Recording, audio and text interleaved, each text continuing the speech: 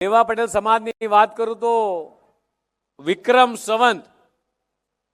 લગભગ 700 ની આસપાસ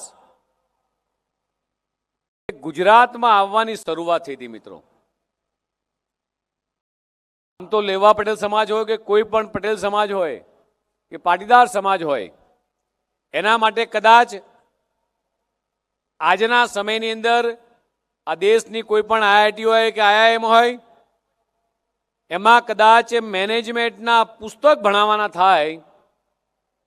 તો કદાચ હું એવું ચોક્કસ કહું છું સમજદારીપૂર્વક કે જો સમાજ ઉપર ગામડેથી સામાન્ય બસમાં કે ટ્રેનમાં નીકળી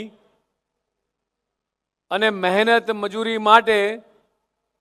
કારણ કે ત્યાં પાણી નહોતું, એ વખતે પાણીની સમસ્યા હતી, જમીન હતી પણ પાણી નહોતું, અને ત્યારે પોતાનું માદરે વતન છોડી કોઈ અમદાવાદ આવ્યું, કોઈ સુરત ગયું, અલગ અલગ શહેરોમાં જઈને વસ્યા અને ત્યાં જઈ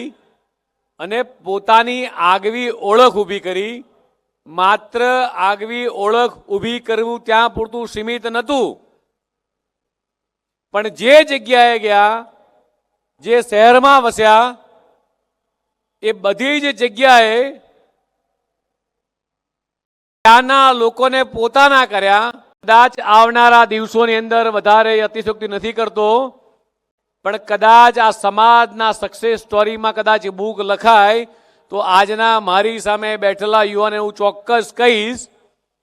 કે આપણા વડીલો જે વખતે ગામડેથી જે પરિસ્થિતિ છોડીને અહીંયા આવ્યા હતા,